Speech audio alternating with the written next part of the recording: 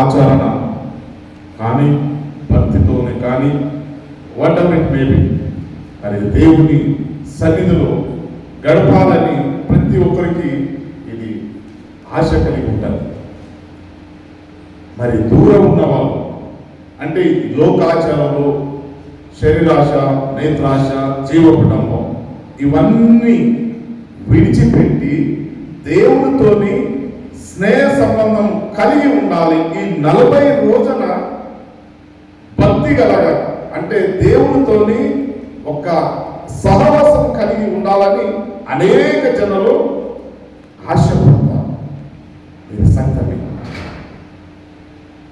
సంవత్సరం అంతా మనం లోకరీతిగా ఉంటున్నాము, కానీ ఈ 40 రోజున దేవునితోని సహవాసం చేయాలని ప్రతి ఒక్కరు కూడా ఆలోచన వస్తుంది. మరి ఈరోజు దేవుడు మరి నీకు ఆలోచన మంచిది, కానీ దేవుని వాక్యంలో మరి సెలవిస్తుంది ఏమని అంటే, ఈ లోకంలో నీకు శ్రమలు ఉంటాయి, కష్టాలు ఉంటాయి, దుఃఖాలు ఉంటాయి, వేదనలు ఉంటాయి, బాధలు ఉంటాయి, కన్నీరు ఉంటాయి.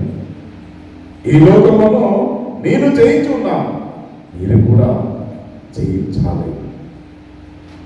ప్రార్థన పరిశుద్ధ స్తోత్రంలో ఉచ్చరిస్తున్నాను. ఈ వాక్యం ద్వారా నీవు మాట్లాడాలని ప్రార్థన చేస్తున్నాను. పరలోకమందున్న మా తండ్రి, మీకే స్తోత్రము ఉచ్చరిస్తున్నాను. ఈ సమయంలో నీ పరిశుద్ధ హస్తాలు అప్పగిస్తూ నీ పరిశుద్ధ ఆత్మతో నింపమని ప్రార్థన చేస్తున్నాను. నేను మాట్లాడితే ఎవరు మారదు. నేను మాట్లాడితే నా సొంత ఇచ్చతోనే మాట్లాడితే ఎవరు చేతి కాదు. నా ఆలోచన ప్రకారంగా మాట్లాడితే ఎవరు కూడా వారి జీవితంలో మారదు. నీవే మాట్లాడు. నీ పరిశుద్ధ ఆత్మ ద్వారా నా నోటి ద్వారా నీ మాట నన్ను పలకమని ప్రార్థన చేస్తున్నాను. ఈ యొక్క పరిశుద్ధ దినము శుభ శుక్రవారం ప్రభువా, ఈ యొక్క రాత్రికాలం శ్రమలు వస్తాయి, లోకంలో కష్టాలు వస్తాయి, లోకంలో మీరు భయపడదు, మీరు భయపడదు, మీరు భయపడదు, నేను మీకు తోడుగా ఉన్నాను, మీరు భయపడద్దు, భయపడద్దు అని మనకి అభయమిచ్చిన దేవా, మీకే స్తోత్రము ఉచ్చరిస్తూ వచ్చిన సంఘస్థులను కుటుంబం దీవించమని వాక్యం ద్వారా హెచ్చరించమని యేసు నామంలో వేడుకుంటున్నాను తండ్రి, ఆమేన్. దేవుడు నామకి స్తోత్రం. సమయం పరిగెత్తడం ఉంటుంది కాబట్టి మనం కూడా దేవుని వాక్యంలో పరిగెత్తాల్సి వస్తుంది. దేవుడు నామకి స్తోత్రం. మరి వాక్యం చదివిన దాంట్లో ఈ రోజు వాక్యంలో మనం చూస్తున్నాము, భవిష్యత్తు జీవితంలో ఎవరు కానీ ఒక పెద్ద మనుషుల దగ్గరికి వెళ్ళినప్పుడు వాళ్ళు చావడానికి ముందు బిఫోర్ కొన్ని నెలలు, కొన్ని సంవత్సరాలు, కొన్ని దినాలు వాళ్ళు తమ భవిష్యత్తు చెప్పుతారు.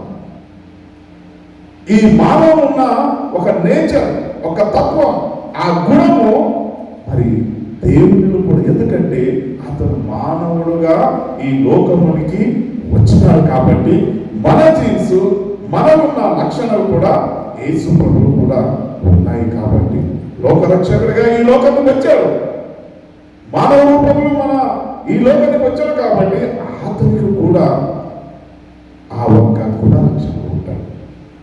అప్పుడు ఆయన తన శిష్యులకి చెప్తాడు, అయ్యా నేను ఈ రీతిగా బంధించబడతాను, సదుకాయలు, పరిచయాలు వీళ్ళందరూ నన్ను అపకీర్తిస్తుంటారు. రాబోయే రోజులు నేను శిలువకు అపకీర్తించబడతాను. నేను చనిపోతున్నా, నేను 3వ రోజులు మళ్ళా లేస్తాను, నేను మళ్ళా లేస్తాను.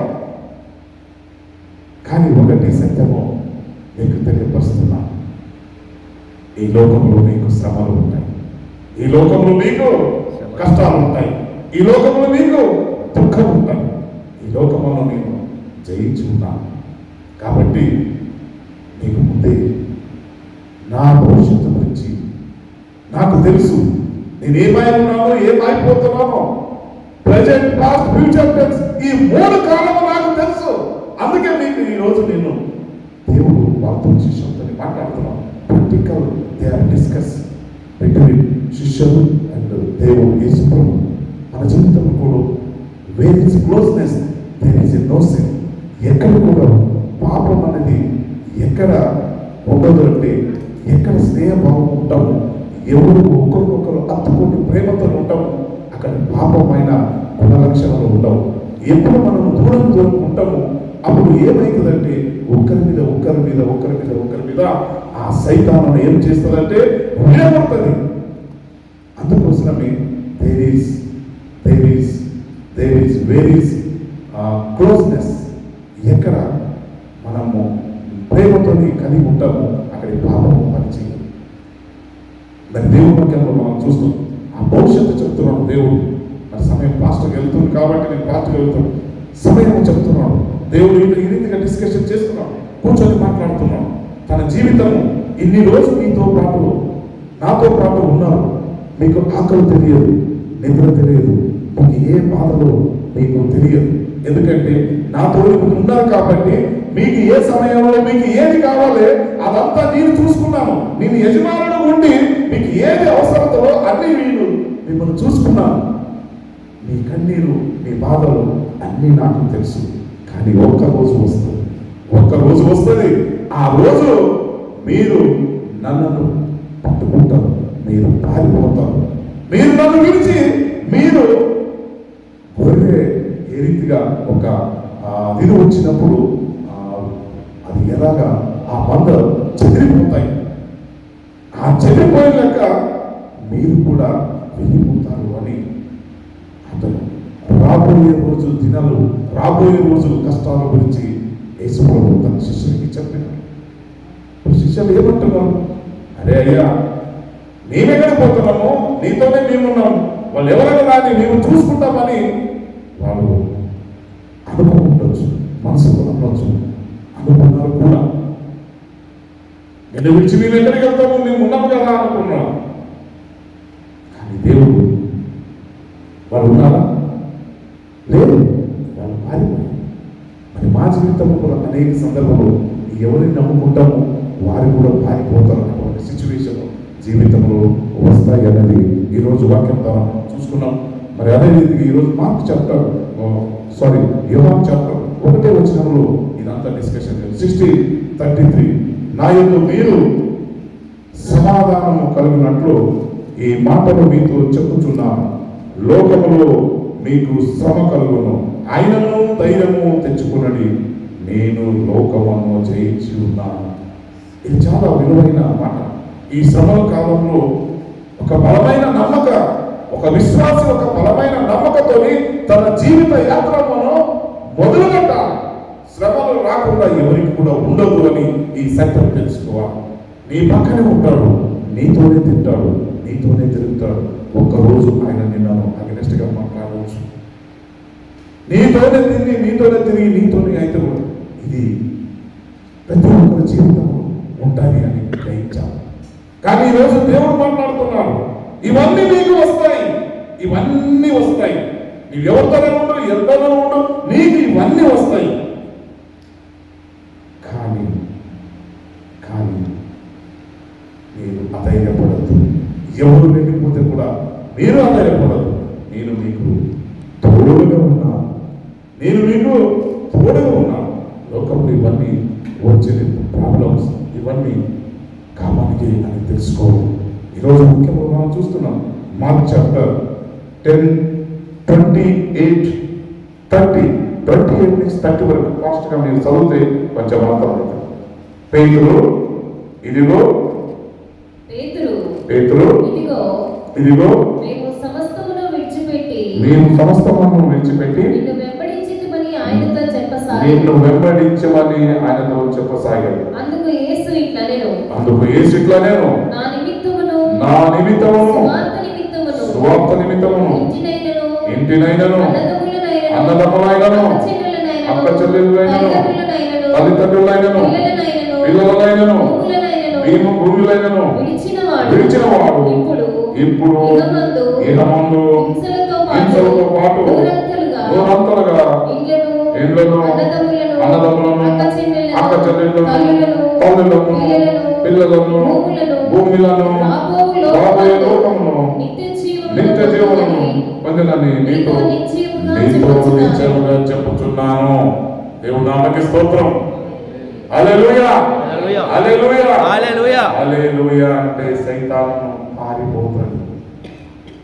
సైతానుకు ఇష్టం లేని ఓడు, హల్లెలూయా, ఇష్టం లేని ఓడు. మీకు ఏమన్నా అటువంటి ఎవరైనా ఏమన్నా అట్లా అనుకుంటే హల్లెలూయా అనుకోండి, మనసులో అనుకోండి. వాళ్ళ ఉన్న సైతాను అమ్మో ఇప్పుడు హల్లెలూయా అంటున్నాడు, అది పడదు. అందుకోసమే always you have to rejoice in the Lord. Hallelujah. ఎందుకంటే దేవుని సన్నిధిలో ఆనందించడు అది ఎంతో సంతోషం. దేవుని నామమునకు స్తోత్రం. మరి ఈ రోజు వాక్య భాగంలో ఏమంటారు?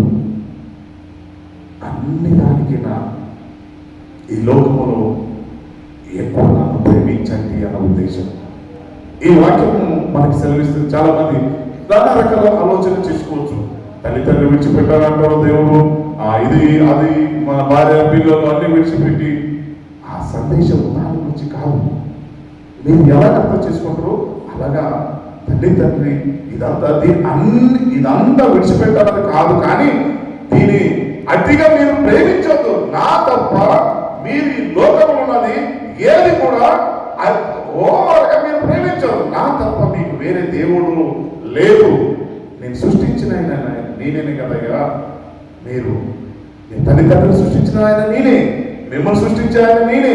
మీకు అనుదిన ఆహారం, మీ అనుదిన మీకు అన్ని విధాలను నేను దయచేసి నేనే. అందుకొస్తుంది ఏదో తల్లిదండ్రులు అన్నం పెడుతున్నారు అనుకొని నాకు తల్లిదండ్రులే దేవుడు అనుకుంటాను. తల్లిదండ్రులు దేవుడు కాదు. తల్లిదండ్రులు కూడా మానవులే. దేవుడు వాక్యం మనకి సెలవుస్తుంది. మీరు తల్లిదండ్రులను తండ్రులైనను ఈ లోకంలో ఉన్న ఏది కూడా నా తప్ప వేరేది అధికంగా ప్రేమించకూడదనేదే ఉద్దేశం.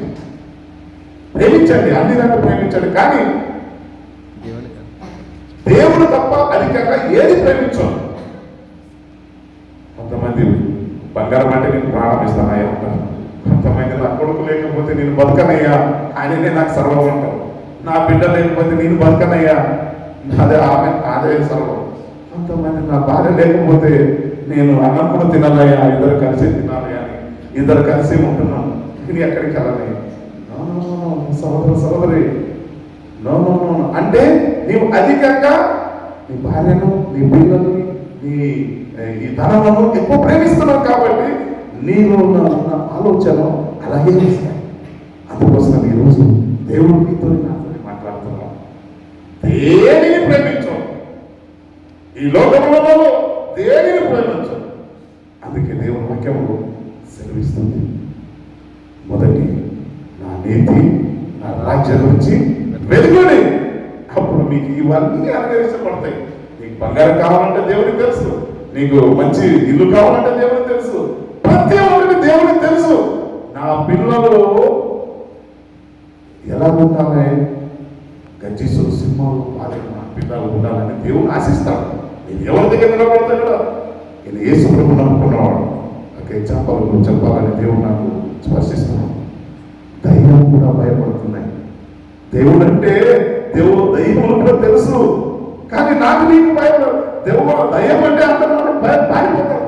ఏదో దయ్యం ఇక్కడ ఎవరికైనా టక్కున ఈ మధ్యలో ఎవరికైనా దయ్యం పడినాక అనుకోండి, టక్కుని అమ్మో దయ్యం పడినాకని ఆ సత్యం తెలియక మనం ఏమవుతాము, పారిపోతాం. చిన్న విషయాలే మనకి ధైర్యం లేదు. రేపు పెద్ద విషయము మన జీవితంలో జరిగితే మనం ఈ సంఘంలో నిలబడతామా నిలబడమా అది మమ్మల్ని పరీక్షించుకోవాలి. ఒక రోజు వస్తుంది మీకు శ్రమలు వస్తాయి, ఒక రోజు వస్తుంది మిమ్మల్ని నిందిస్తాను, మిమ్మల్ని దూషిస్తాను, మిమ్మల్ని చెప్పలేని మాటలు కూడా చెప్పినప్పుడు మీరు ఎలా ఉండాలి అనే భవిష్యత్తు గురించి తన శిష్యులకి అతను ముందే అతను ప్రిపేర్ చేస్తున్నాడు. అన్ని చెప్పి ప్రిపేర్ చేస్తున్నాడు. ప్రిపేర్ చేస్తే కూడా వాళ్ళు ఫెయిల్ అయిపోయారు. అతనితో తిరిగి అతను చేసిన అద్భుత కార్యాలను చూశారు. దయ్యాలను వెళ్ళమంటాడు, సచ్చిన వాళ్ళని నిలిపాడు, అనేక రీతిగా మరి రోగులను స్వస్థపరిచాడు. ఇన్ని చేస్తే కూడా మర్చిపోయారు. మరి మన జీవితంలో మీరేమైనా అద్భుత కార్యాలు చూశారో చూడలేదు. మరి అటువంటి సిచ్యువేషన్ వస్తే మీరు ఎలా ఉంటారో నేను ఎలా ఉంటానో తెలియదు. అందుకే దేవుడు ముందే మిమ్మల్ని ప్రిపేర్ చేస్తున్నాడు. Is preparing for you in future tense. Future గురించి మిమ్మల్ని ఈజ్ ప్రిపేరింగ్, మిమ్మల్ని తయారు చేస్తున్నాడు. ఒక శిల్పి రూపము ఏ రీతిగా తయారు చేస్తాడు. మరి మా బ్రదర్ ప్రవీణ్ ఎప్పుడు కుండల గురించి బాగా చెప్తాడు.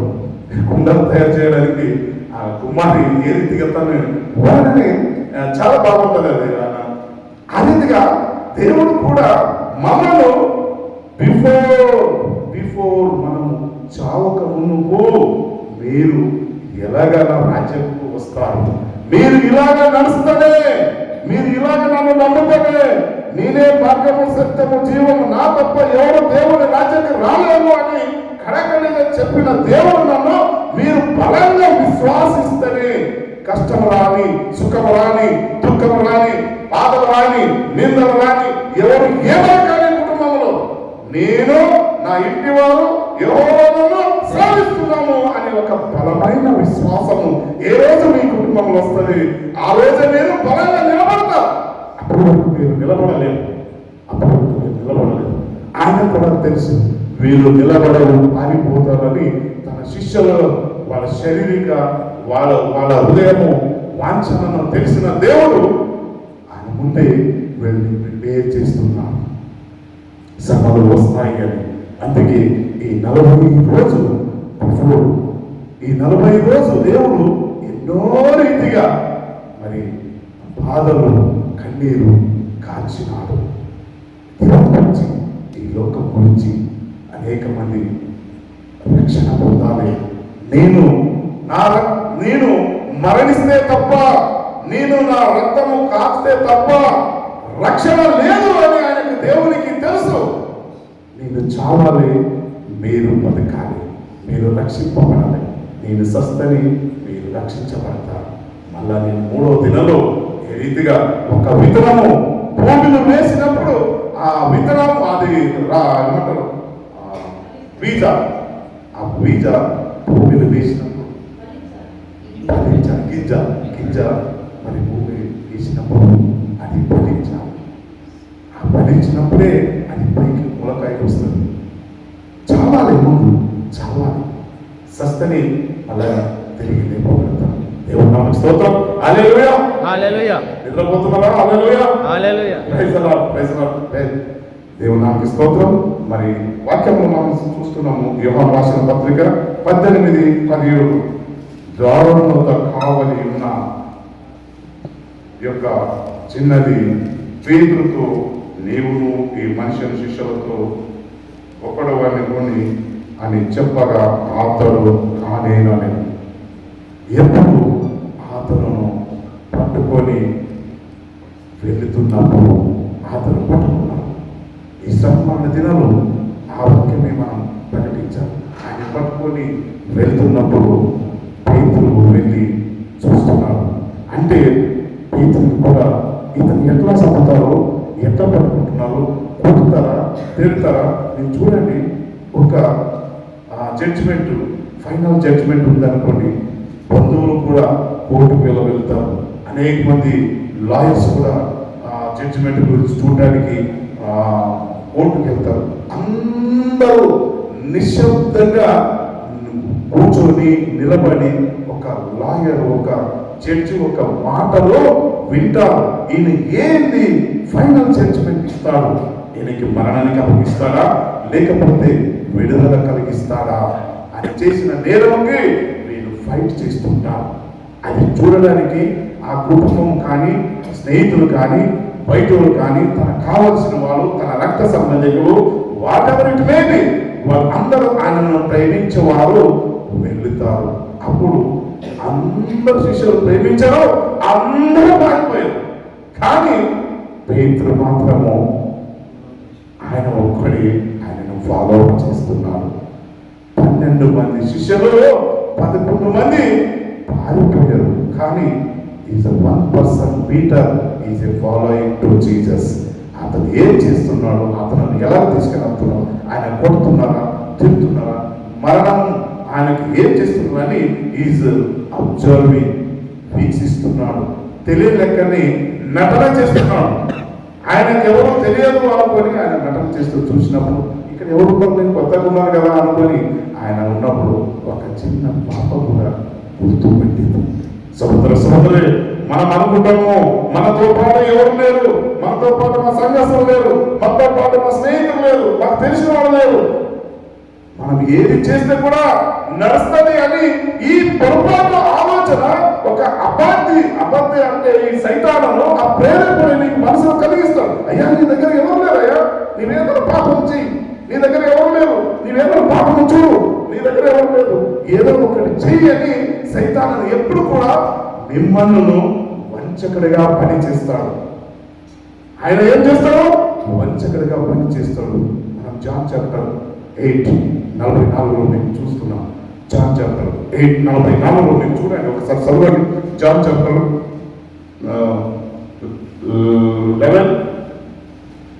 8:44 జాన్ చాప్టర్ 8:44 తొందరగా మన టైం. మీరు మీ తండ్రి అపవాది సంగతిలో సంబంధులు మీ తండ్రి దురాశలు నెరవేర్చగోరుచున్నారు. మీ తండ్రి దురాశలను నెరవేర్చబోతున్నారు. ఆది నుండి వాడు నరహంతకుడై ఉండి సత్యమందు నిలిచిన వాడు కాదు. వాని యందు సత్యము లేదు. వాడు అబద్ధమాడు అన్నప్పుడు తన స్వభావం అనుసరించి మాట్లాడము. వాడు అబద్ధికుడును అబద్ధముకు జనకుడై ఉన్నాడు. Thank you sister. మరి ఆయన ఎప్పుడు కూడా అబద్ధమే చెప్తాడు. నేను ఎన్నోసార్లు చెప్పిన అనేక మంది రాజకీయ వాళ్ళు తెల్ల బట్టలు వేసుకుని అయ్యా నీకు అన్ని చేస్తామయ్యా, నీకు ఇన్ని చేస్తామయ్యా అని అబద్ధమై మాట్లాడుతున్నాడు. అబద్ధమే నీకు చేస్తామయ్యా సంవత్సరం రైతులు కానీ ఎవరు ఏం చేయరు. కానీ దేవుడు చేసేవాడు. మనకి బలమైన విశ్వాసం, మన దేవుడు ఉన్నాడు. ఆమేన్. మరి దేవుడు ఈ విధంగా సైతాను అబద్ధికుడు అయి ఉన్నాడు. అబద్ధికుడుకు జనకుడు. మరి దేవుడు ఈరోజు నీతో నాతో మాట్లాడుతున్నాడు. అనేక సందర్భాలు ఇటువంటి శ్రమలు మీకు ఏర్పడతాయి, ఇటువంటి సిచ్యువేషన్ సందర్భాలు మీకు ఏర్పడతాయి. ఎవరు లేవైనా మీరు ఏమైనా చేయండి, వాళ్ళని ఏదైనా చేయండి అని సైతాను ఎప్పుడు కూడా మిమ్మల్ని గాయపరుస్తూనే ఉంటాడు. ఎప్పుడు గాయపరుస్తూనే ఉంటాడు. ఎప్పుడు కూడా మిమ్మల్ని బాధ పెడతాడు. మీరు ఎప్పుడు కూడా సంతోషంగా ఉండరు. మీరు ఎప్పుడు కూడా సంతోషంగా ఉండాలి. ఈ యొక్క ఆలోచన సైతాను ఏ ఇంట్లో దేవుని ఆత్మ పరిచేస్తుందో ఆ ఇంట్లో సంతోషంగా సుఖంగా ఆనందంతో ఉంటారు. ఉన్నదాన్ని తృప్తి ఉంటారు. మరి ఆ రోజు ఆ శిష్యులందరూ వెళ్ళిపోయారు. పేతురు ఒక్కడే ఫాలో చేస్తున్నాడు. అప్పుడు ఆమె పాప అడుగుతుంది. ఇదంతా స్టోరీ ముందుకు వెళ్ళాను నేను నాకు తెలియదు, నేను ఆ శిష్యుడు ఒక్కడు నీవు ఉన్నావు కదా, నాకు తెలియదు, నేను కానేను అన్నాడు. నేను శిష్యుడు కానేనని అబద్ధం చెప్పాడు. సిచ్యువేషన్ బట్టి ఆయన అబద్ధం చెప్పలేకపోతే ఆయనను కూడా పట్టుకొని ఆయన కూడా సెలవు చేస్తాం. అందుకోసం కొన్ని సందర్భం సిచ్యువేషన్ బట్టి కొన్నిసార్లు సందర్భం చెప్పాల్సి వస్తుంది. అది దేవుడి పని దేవుడే చేస్తాడు. అందుకోసమే దేవుడు ఆ తెలివి జ్ఞానం మనకిస్తాడు. దేవుడు నామకి స్తోత్రం. మరి రెండోది మనం చూస్తున్నాము యోహాను ప్రకటనలో 2:10 వాస్తవిక అనుకోవడం.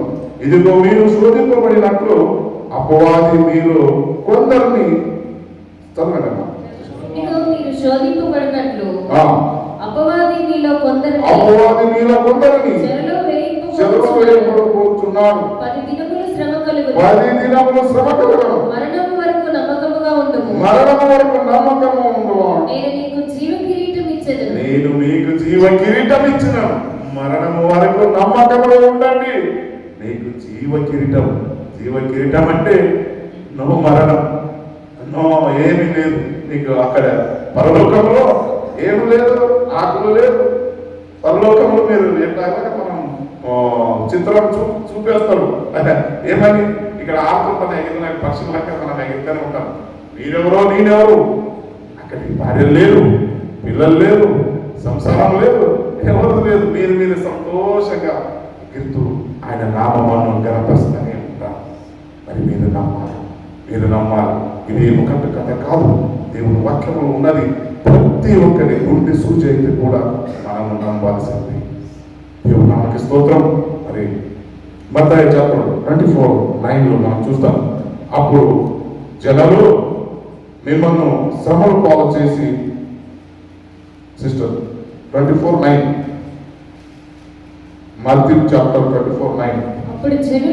అప్పుడు జనులు మిమ్మల్ని శ్రమల పాలు చేసి చంపెదరు. మీరు నా నామము నిమిత్తము సకల జనముల చేత ద్వేషింపబడతారు.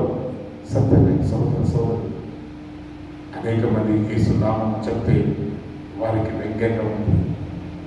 వీళ్ళేది ఇట్లా ఉంటున్నారు, వీళ్ళేది ఇట్లా తెల్లసారి కట్టుకొని పోతున్నారు, నేను భర్త భార్య సరిపోయినాక వాళ్ళ అటువంటి సత్యం తెలియక వాళ్ళకి. ఎందుకు సత్యం తెలియదంటే ఈ లోకంలో ఉన్న సైతాలను వాళ్ళ నేత్రమను గుడ్డితనం చేసింది. వాళ్ళకి ఏం కనిపించదు. వాళ్ళకి కనిపించేది ఒకటే, వీళ్ళు ఇలా ఉన్నారు అలా ఉన్నారని నేరము మోపదే సైతాను పని. సోదరు దేని గురించి భయపడదు. నేను మీకు తోడుకున్నానయ్యా, మీరు ఎందుకు భయపడుతున్నాను? ఎగ్జాంపుల్, దేవుడు ఒకరోజు ఒక దయ్యం నిలబెట్టడానికి నాతో మాట్లాడాడు. ఆ రోజు ఆమెలాగా ఈ మందిరంలో వీడియో కాల్తో మాట్లాడుతున్నాను. విన్నారు? వీడియో కాల్తో మాట్లాడుతున్నాను. అక్కడ అయ్యా ఈమెకు దయ్యము వచ్చింది, ఆమె ఇంట్లో ఉన్నది, మేము ఒకసారి మాట్లాడండి అన్నప్పుడు సరే అని ఆ వీడియో కాల్ ఆన్ చేశారు. ఆమె ఫేసు మా ఫేసు మన ఇద్దరు, నేను సాంగయ్య గారు ఇద్దరు ప్రార్థన చేస్తున్నాను. ప్రార్థన చేసినప్పుడు దయ్యం ఏముంటుంది? నేను ఈమె దగ్గర సంవత్సరం వరకు నేను ఉన్నాను. నేను ఇప్పుడు నువ్వు వెళ్ళిపోతే నేను ఎందుకు వెళ్ళిపోతున్నాయా? నేను ఒక 100 మందిలో చూసినాను, నీవేమో నాకు చేస్తావు అంటుంది దయ్యం. అది కన్ను పెట్టి నీవు నాకు ఏమి చేయగలవు నువ్వు అంటుంది. యేసు నామములో నిన్నను బంధిస్తున్నాను, నువ్వు వెళ్ళిపో సైతాను. నాకు సైతాన్ అంటావా? నాకు సైతాన్ అంటావా? అది నాకు ఎదురు క్వశ్చన్ చేసి నా కన్నులు పెట్టి నువ్వు చూస్తావా? నీకంత ధైర్యం ఉందా? నా కళ్ళు నేను నెక్స్ట్ అది పొద్దున మాట్లాడిన మళ్ళా రాత్రి మళ్ళా వచ్చేసింది 9-15 గంటలకి నేను భోజనం చేస్తున్నాను. అది 8 నుంచి ఆ సైతాన్ ఆమెకు కొంచెం ఇట్లా ఊపుతుందంట. ఆమె ఎవరు పొద్దున నాతో మాట్లాడారో ఆయనతో మాట్లాడేంత వరకు నేను అన్నం తిన్నాను. వాళ్ళు మంచిగా ఆమె కోరింది ఏం కోరారు, అదంతా చేపలు కర్రీ ఏదో కోరిందంట పెట్టారు. నేను తిన్నాను. అమ్మ నేను మాట్లాడతాను, ఆతనితోనే మాట్లాడతా. నేను పొద్దున నేను ఇప్పుడు నువ్వు మాట్లాడితేనే నేను అన్నం తింటాను. అప్పుడు నేను అన్నం తింటున్నా, నేను కరెక్ట్ టైం నేను అన్నం తింటాను. నేను అన్నం తింటున్నా. అప్పుడు నాకు ఫోన్ చేసి నాతో ఫోన్ చేశాను. ఫోన్ చేసి అయ్యా ఆమె నీతో మాట్లాడుతుంది అంటాను అని నాకు ఒక సత్యం చెప్తున్నా. నాకు ఒక మీనింగ్. ఎందుకంటే దయ్యం అంటే కొంతమంది భయపడతాం, అది వాస్తవమే, భయం ఉంటుంది. కానీ అయితే కూడా వీఆర్ సర్వింగ్ ద లార్డ్. మన ప్రాణం ఉన్నంత వరకు సస్తే మనకు దాంతో ఫైట్ చేయాలని, దాన్ని ఎదిరించాలని ఒక నమ్మకంతో సరే మాట్లాడుతానంటే ఏం మాట్లాడుతామని పొద్దున నాతోనే అన్నారు. నువ్వు నాతో ఏం మాట్లాడుతున్నావు? నేనేం మాట్లాడినా నేను వెళ్ళిపో. నాతో మాట్లాడంత ధైర్యం రానికి నీ అంత 100 మందిని చూసినావు. నా కళ్ళు పెట్టి చూస్తావా? నా కళ్ళే కనిపిస్తాను. ఇప్పుడు నాకు కన్ను చూసినావు కాబట్టి నా కళ్ళు అంతా పోయినాయి. నేను చూస్తాను అని భయం పెట్టింది. నేను చూస్తాను చూసిన అన్నది అని మళ్ళీ తర్వాత ప్రార్థన చేస్తా లాస్ట్ దేవుడు నామం ప్రార్థన చేసి ఆమెకి నీళ్ళు కొట్టడమ్మా ఆమె వెళ్ళిపోతాను. అలా మీరు ప్రార్థన చేసి నీళ్ళు కొట్టి అది వెళ్ళిపోయి జీవితంలో ఇవన్నీ జరుగుతాయి. అందుకే మీరు ధైర్యంగా ఉండండి. మరి ఆ రాత్రంతా నాకు కూడా భయమే. రాత్రంతా 3 గంటల నీళ్ళు కూడా నిద్రపోలేదు. సత్యం చెప్తున్నా,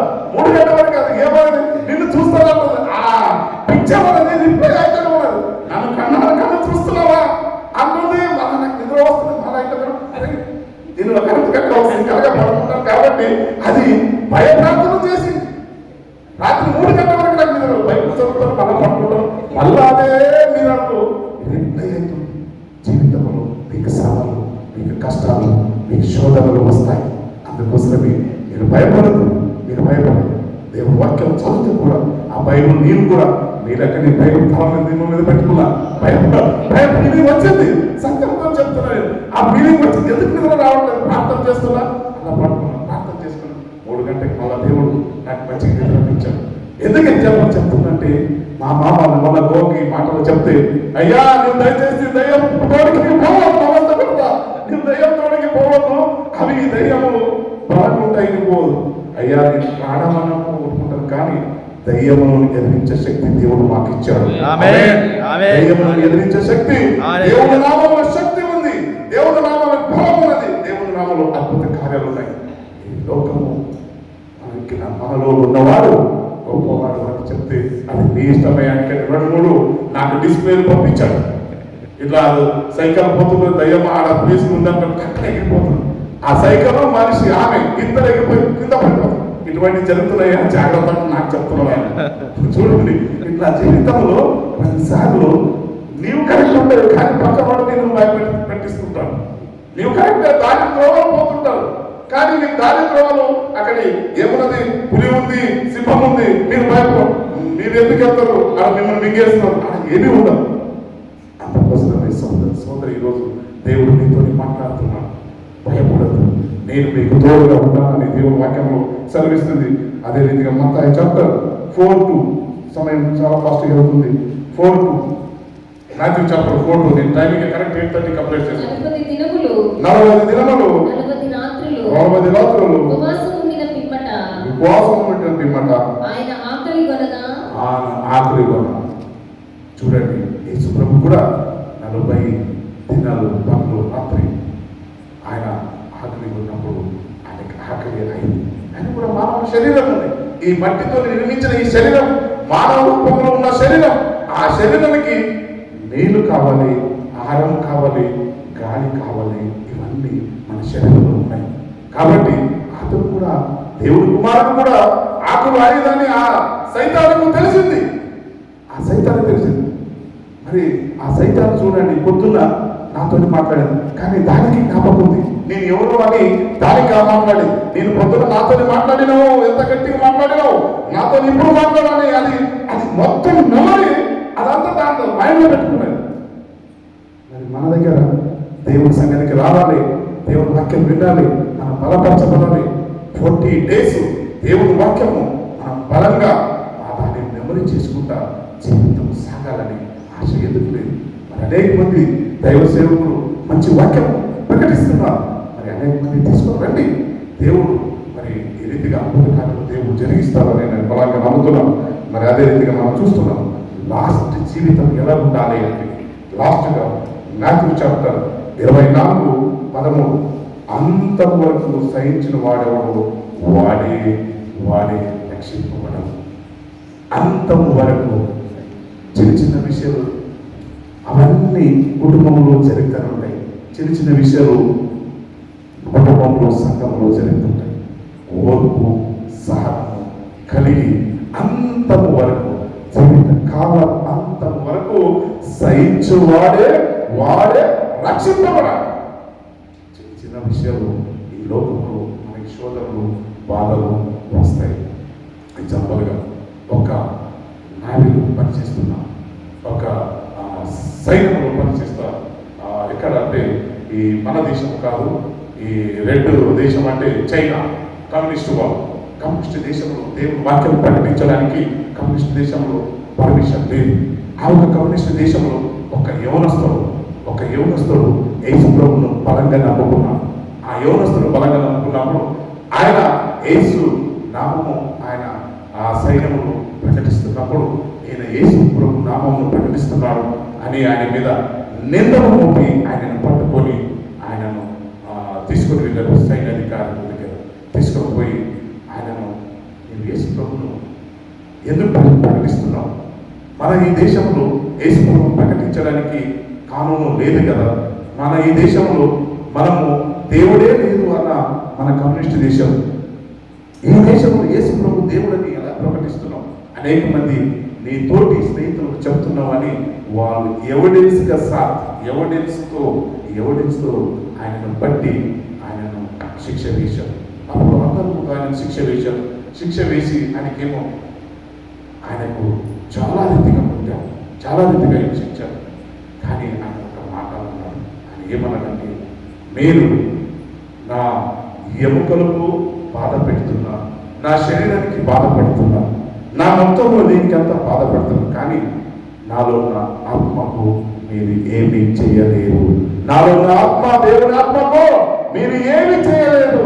ఆమె నాకు శరీరానికి బాధలు కలిగిస్తావేమో, నా ఎముకలకు కూడా మీరు ఇబ్బంది కొట్టి నన్ను ఈ ఎముకలు కూడా మీరు బాధ పెడుతున్నారని, కానీ నాలో ఉన్న ఆత్మకు మీరు ఏమి చేయలేరు అని ఈ బలంగా ఆయన సాక్షి చెప్పినప్పుడు ఈ ఎగ్జాంపుల్ నాకు దేవుడు ఈరోజు మాట్లాడు.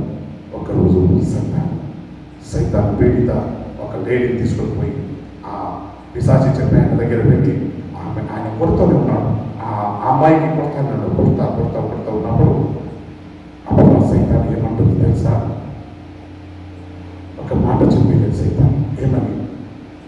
మీరు నాకేం కొడతలేదు, నేను దురాత్మ, నాకేమైతుంది? మీరు కొట్టండి ఎంత కొట్ట కూడా ఆమెకే, ఆమె బాడీకి, ఆమె శరీరానికే తక్లీఫ్ అవుతుంది, ఆమె శరీరానికే ఇబ్బంది కలుగుతుంది. నాకేం ఇబ్బంది కలుగుతుంది? నేను గాలిలోకి నా దగ్గర ఏమవుతుంది?